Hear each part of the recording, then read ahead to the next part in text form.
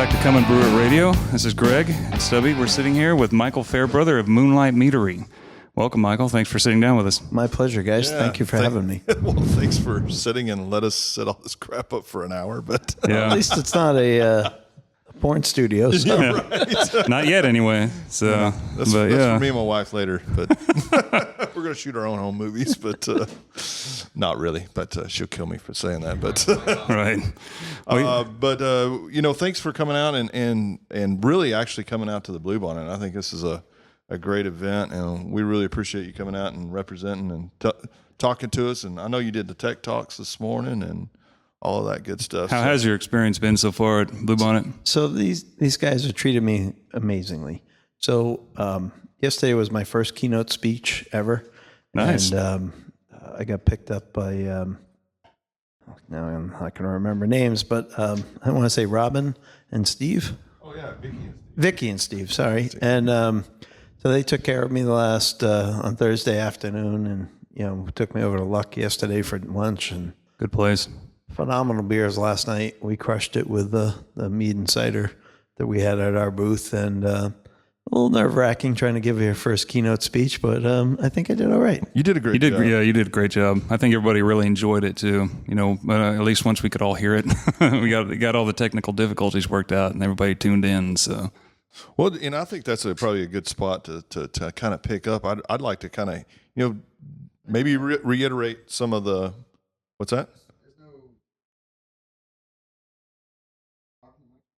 Test. 1 2 1 2. All right, but anyhow, we can edit that out. Yeah, that's fine. That's fine. But I think that would be a great place. Kind of discuss some of the stuff that you talked in your keynote speech. I think is a fantastic. Yeah, a little bit about where Moonlight got started. Because a lot of people probably don't know locally. So, well, I started homebrewing back in May of 1995. And around June of that year, I joined up with the Homebrew Club, the American Homebrewers Association, and I was at a party. Somebody offered me a cider. And I wasn't sure what a cider was, but I didn't want to embarrass myself and say that. So I passed my glass over. Right. And if you've ever seen a little baby try something it loves for the first time, my eyes lit right up, big smile on my face. I said, wow, what is this stuff? The gentleman told me it was an apple mead. I'm like, okay, what's mead? He said a wine made from honey. I was like, I was a beekeeper. How do you make wine from honey? So he proceeded to tell me, and the next day I went home and I made my first 2 batches of mead. And I can't tell you those first few batches or anything to write home about, but I kept with it. Right. By 2006, I'm president of the largest homebrew club in New Hampshire, Brew for or Die. I'd been to Belgium, Germany, Scotland, England to tour breweries. My license plate said brewer. I've got a 100-liter brewery built into the basement of my house, and I'm thinking I'm going to open a brewery one day. Mm-hmm. But I'm at my club's holiday party, and I'm pulling out bottles of beer. I see it's my buddies hanging around. I pull out a bottle of mead. Every woman in the room was knocking somebody over. True. And I said, there's a business here. But I was an executive in a software company, so I didn't think... A little technical difficulty on that one. Yeah. Yeah, right. I'll keep going. Yeah, no worries. So I didn't think I could quit my day job to start this company. So I thought I was going to do it part-time at night. And that's how I came up with the name Moonlight. So makes sense. I formed the company in 2007, put up a website that says coming soon, but I really did nothing for the company. But that year I win my first Amateur Mead Maker of the Year award at the New England Regional Homebrew Competition. Okay. And so got me to pay another year to the state of New Hampshire, $100. 2008, still nothing for the company. I win my second New England Regional Homebrew Competition award.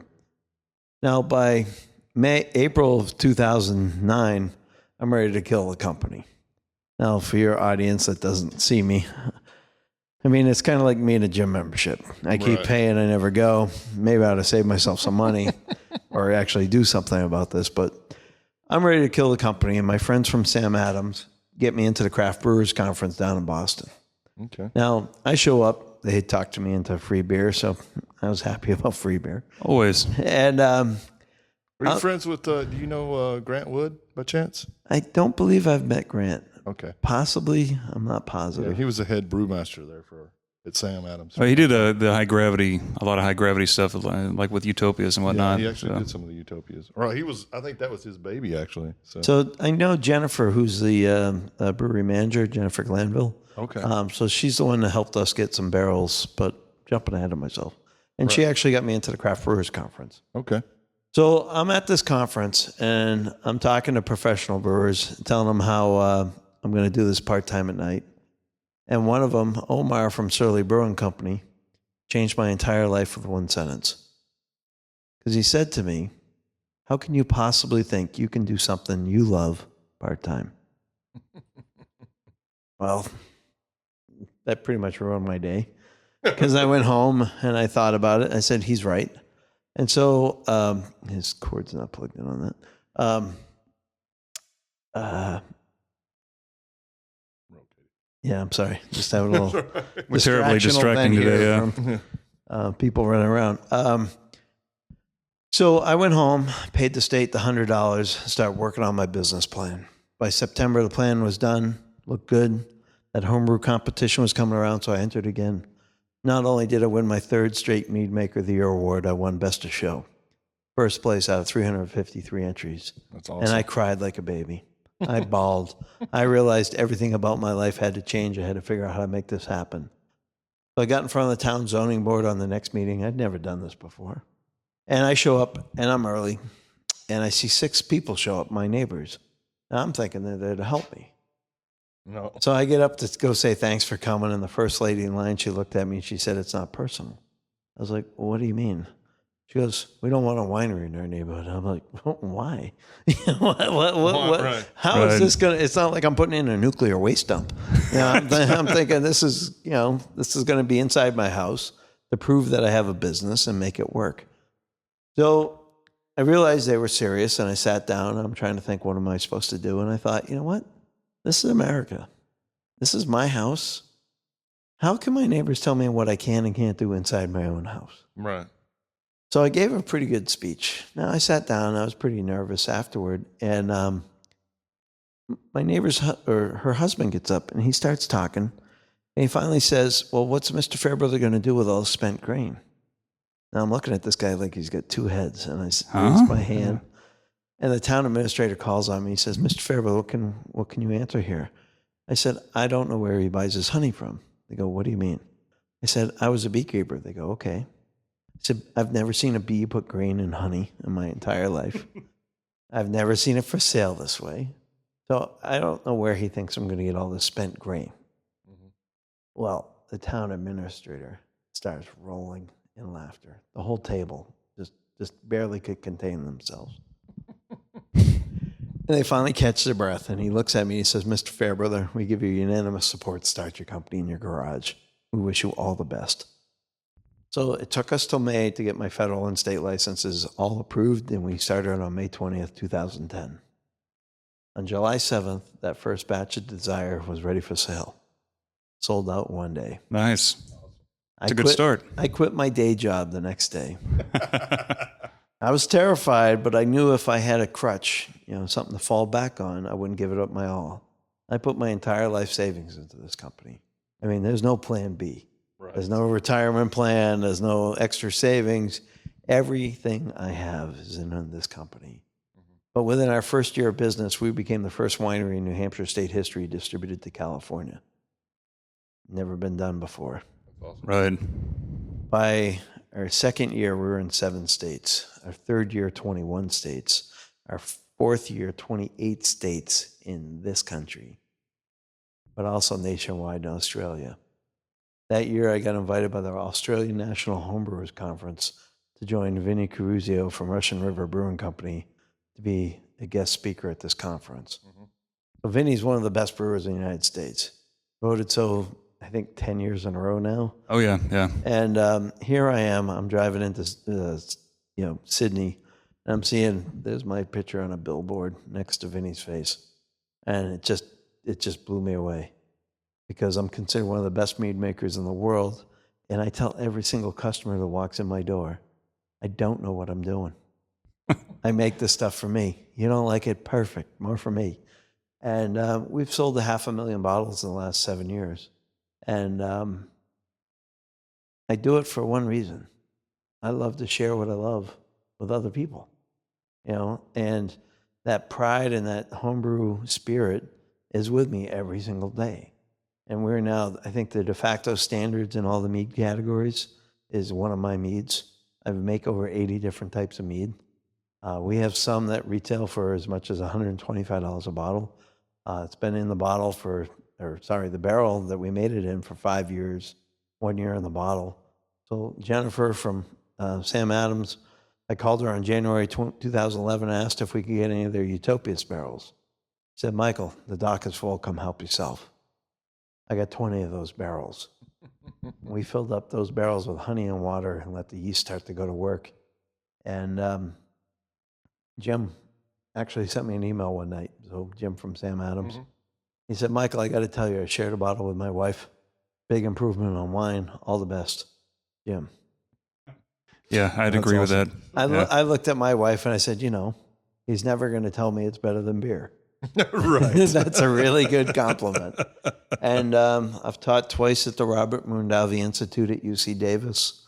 For the past 2 years, I was president of the American Mead Maker Association. So I've given my time, I've given my dues, and provided a lot of leadership by the sound of it too, just to get more mead out into the public spotlight. Yeah, I look at it from a very simplistic perspective. The better I can help people make mead, the better my company's going to do. So For sure. I we agree. we tend to really make some solid quality meads, some of the highest ranked meads in the world, and I want everybody to enjoy great mead, because if you walk into a bar or restaurant or store and you buy a bottle of mead that's subpar, that's going to taint what people think about mead. Especially since you don't have, it's such a niche market at this point.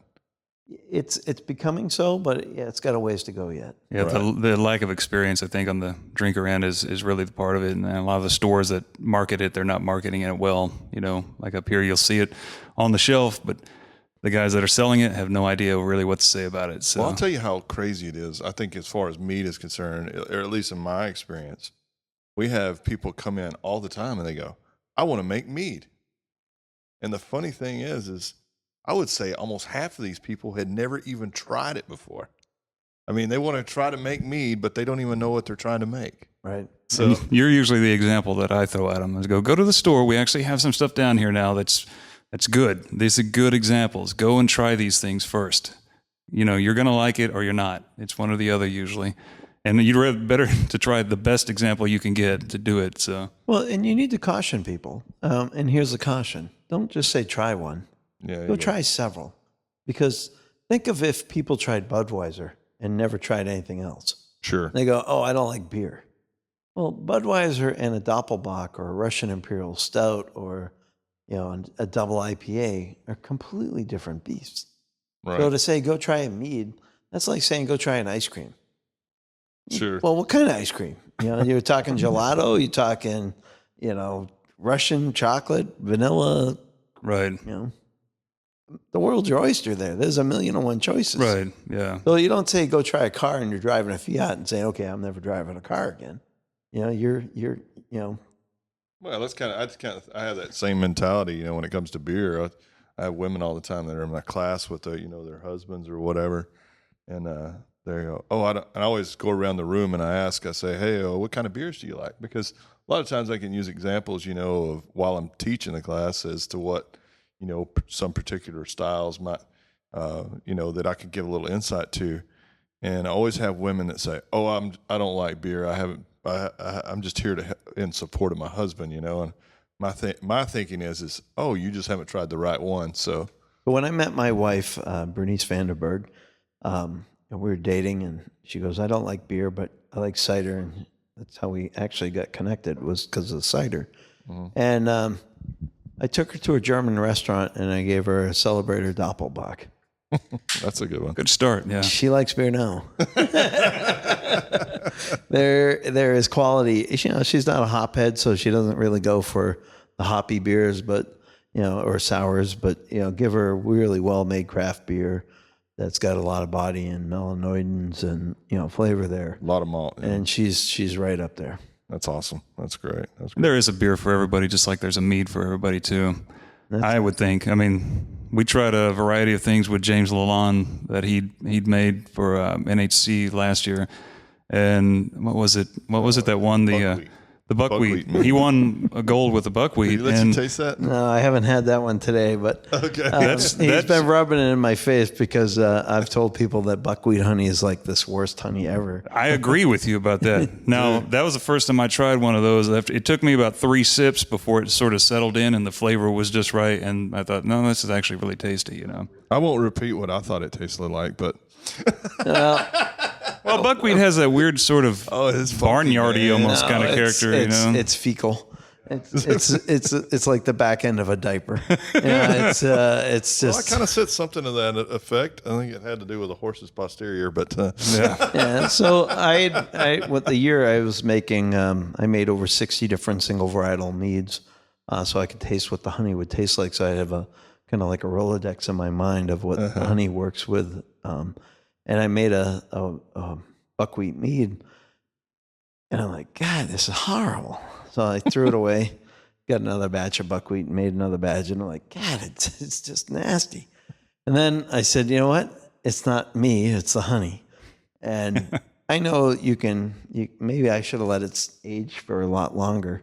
But what I've learned since then is the darker the honey, the higher the mineral content of that honey. Okay. And the higher mineral content means it takes longer. And so, like, if you're making a mead with heather honey from Scotland, or we get this organic African blossom honey from Zambia. So they raise these hollow logs up into the canopy of the trees. Bees fill up the logs with honeycomb. They lower the log, harvest the honey, and it's this dark, like mahogany, even darker than mahogany, kind of like a stout colored, brown honey. And once you let it sit for about a year, you get this really deep, just caramel malty note to it that, and it's organic. So there's nothing that's been applied to this. There's nothing the bees can visit that would, taint that honey. And we're releasing our first organic mead in the next couple of weeks. It's going to be called awesome. Organic African Blossom. So what exactly makes a mead organic or not? Well, a bee can fly as far away as 5 miles from the hive. Okay. But bees are very efficient. So they want to get to the closest flower source they can. So you need to have, I think at minimum, 5 mile radius of honey or flowers that are been sprayed and treated. Okay, that makes sense. So you can get organic honey from Brazil and Africa. Okay. Right. Not from the United States. Okay. If you're buying organic honey here in the United States, you should be pretty suspect. Okay. So do you think that an ingredient like that, is it one of those things where the shipping is what bites more than the actual product cost itself? Because down there it might be, without everything applied to it like the States would with something being an organic product, it all automatically is jacked up in price. So for wholesale honey that we buy, and we buy a lot, about 60,000 pounds a year, we're typically paying about $2.25 per pound. Depending on the varietal, I'm sure. Yeah, wildflower closer to $2, right. Orange blossom closer to $2.25, and that's a great price. But the organic honey we import from Zambia, $8 a pound. Woohoo! It's a long way to come for that. Yeah. Yeah, it's a long way for that to come out. So, and honey's heavy. Oh yeah, sure yeah. it is. It's pretty dense stuff. Yeah, I was going to ask you about like ingredient sourcing for a meadery of your size and as many products as you distribute. Do you have a hard time sourcing ingredients for what you do? I mean, do you run out that you find shortages, or do you have more of a one single go-to for most of your base meads that you do, one honey that you go to more than anything else? Or well, a few years back, I talked to my honey suppliers, and we use Dutch Gold out of Pennsylvania. And I said, what's my odds here of running out of honey? And they said, don't worry. Greek yogurt companies use 10 times more honey than you use. So you're not even close to stretching what we can produce for you. And when I'm dealing with fruit, I talk to local farmers for my apples to get the cider, to make the ciders and apple meads that we make. The blueberries we're getting out of upper state Maine. So these are the tiny little blueberries that grow on the little bushes. And they're so small, they're about the size of a pea. And they have a little more skin, which gives them a little more tannin, More which character. gives you a little more structure into your mead. We do buy a lot of concentrate. We make a mango mead. You don't get a lot of mangoes from New Hampshire. Yeah. So it's, and here's the thing I try to tell homebrewers and mead makers, look for quality first. Just because it's local does not mean it's quality. Right. You know, you want the sure. best quality, period. Right. We buy Madagascar bourbon vanilla beans, which is now costing us $900 for 5 pounds. We buy Vietnamese cinnamon. So it's cinnamon from a cinnamon tree, Right. not the fake stuff. And you can't beat quality ingredients. Yeah. You make a lot of sense with it, I think. That's And that's one of the reasons that we started carrying more brewing, spices. we really do kind of really emphasize on fresh ingredients and different ingredients and different type of stuff like that. So, but I think that's a really good point to lead into is we have people come in all the time that are interested in, in home brewing or mead making. What would be your best advice to a new mead maker that may be getting ready to get started? So you want to practice a lot. You want to make a lot of mead. So you can make a half-gallon mead. So you can get an 8-ounce jar of honey and use that. So I like to make meads by formula. So I'm using 25% honey, 75% water. So given that kind of ratio, you can make a half-gallon of mead from an 8-ounce jar of honey. So you can get any kind of honey you can think of and do the same experiment. So by using the same yeast, same nutrients, and just different types of honey fermenting at the same time, you can get a really good, I want to say, vocabulary of flavors for your mind to work with and think about. right. So I like to keep it easy. That 25-75 is pretty much my golden rule. When I'm going to make a mead with fruit, I'm going to add the fruit in up front into the fermentation. We tend to use a lot of fruit, up to 6 pounds per gallon. And 6 pounds per gallon of blueberries is an awful lot of fruit to put Yeah, into it a is. into And this a is in batch. primary too, you're Yes, saying. sir. Yeah. And then we take the leftover fruit down to the pig farm, and we see the pigs dance, and we give them some blueberries, and they get drunk. So Oh yeah. Makes sense. Would you have a yeast preference maybe for a first timer that you think would be the best result out of the available sort of standards? I like. Well, I'm not talking about pushing a brand or anything, but there's a white wine yeast, something that's better I use for a white wine yeast, Lavalin 71B. Okay. It's the only yeast I use in everything I make for this. My All right, that makes meads or sense ciders, and it's the canvas to which I paint on. Okay. And so I consider the flavors that I create art. And It's really strange because I think most guys always D47. D47. So I didn't know. If the 71B. I've read that one a lot, and I've wondered about that as like maybe it's got a more mellow character that allows for you to pull the flavors out of the honey and the fruit and whatnot.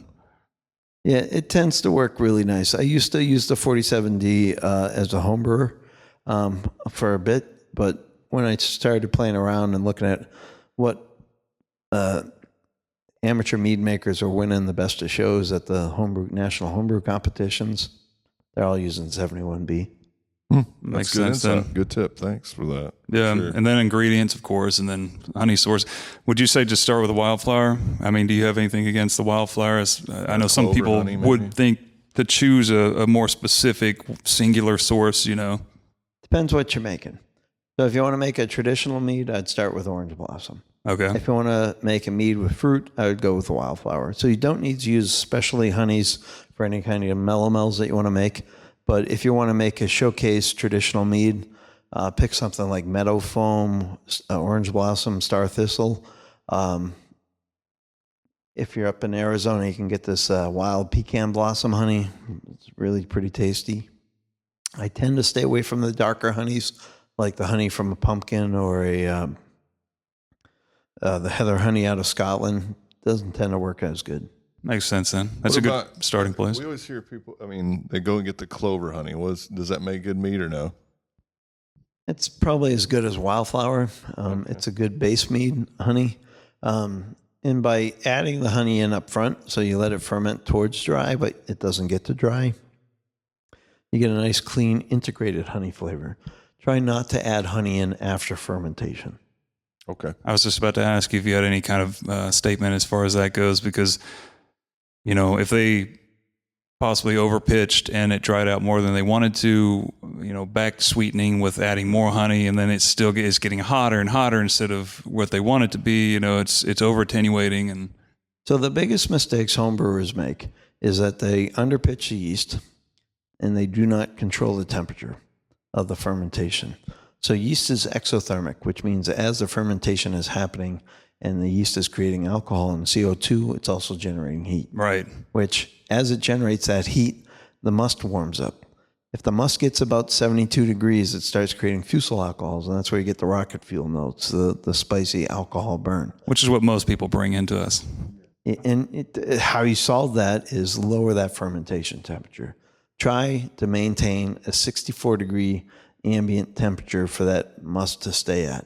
Not the room temperature, but the actual must itself. Now, it's hard for homebrewer to do that. And Well, it's kind of funny because here in Texas, we almost have to have like a fermentation refrigerator because we don't have basements and it gets really hot here. Even in So, winter, a lot it's of still too our- warm in the house. You know? Yeah, a lot of our, our more advanced brewers all have fermentation vessels. So. and if I was going to do it in a fermentation vessel, I'd set it at 60 degrees and let the yeast go. You're going to stagger it in nutrients. You can use the meadmaking.com website to calculate how much Go Firm O or Go Firm K that you need to add. So with a dry yeast, you need to rehydrate that yeast. We use Go Firm to to rehydrate the yeast. It's 2 times the amount of Go Firm by weight as the yeast that you want to use. You need to use the temperatures to let that happen. So it's about 110 degrees to mix in the Go Firm to let it dissolve into the water. I usually squirt maybe I'm making 5-gallon batches. So about a tablespoon of honey into your liquid. Your source honey? Yeah. Or just any honey? I want to give the yeast something to start getting acclimated to. I will sprinkle the dry yeast on the top and let that acclimate to the temperature of the water. After about 10 minutes, I'll whisk that dry yeast into the water and let it sit for another 15 minutes.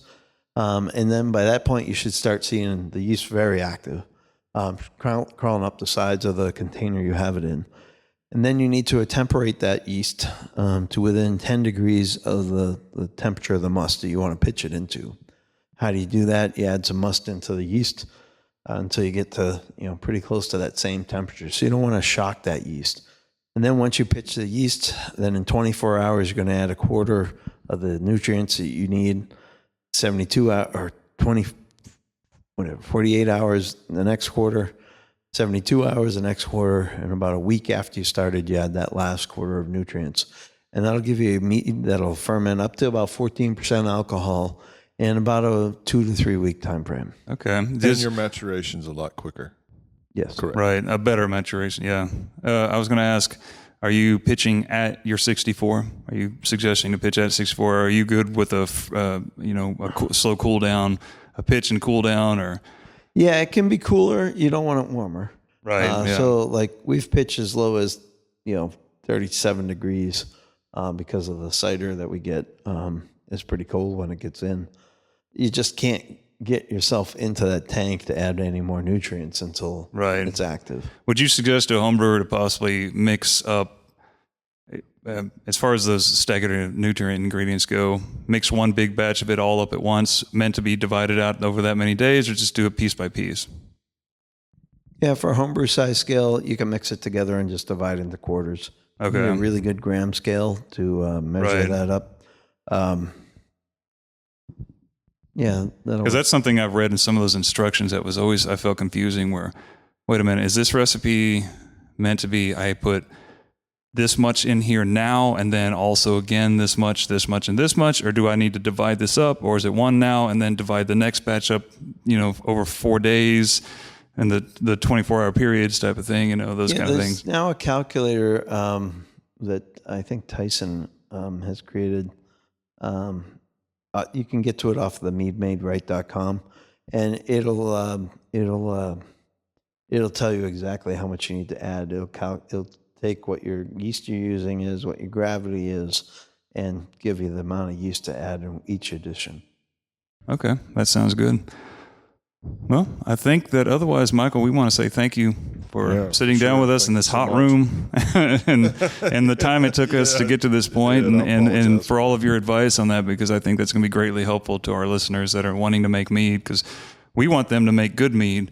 Unlike what often happens to people that go out there and they want to make it the first time, they don't make a good mead, or it's like you said, rocket fuel, and it turns them off. It's just like beer. You want to make a good beer the first time, sure. So you come back. Do it again. And you have failures. Be willing to have a failure. You hit on a point earlier that I think is a really good point, because if people I think most people, or at least from my standpoint, most of the people that have had mead, it's from somebody at a Ren Fest that has made it, or something of that nature. So may not be necessarily good quality mead. So a lot of times people may be turned off to that, but.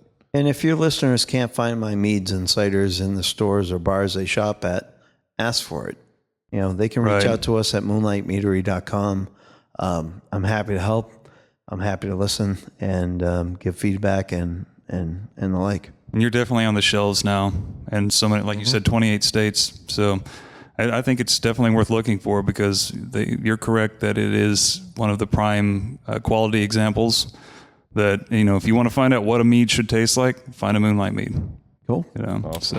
Thank you, sir, for joining us. My pleasure. Cheers. Hopefully the rest of your Bluebonnet's good.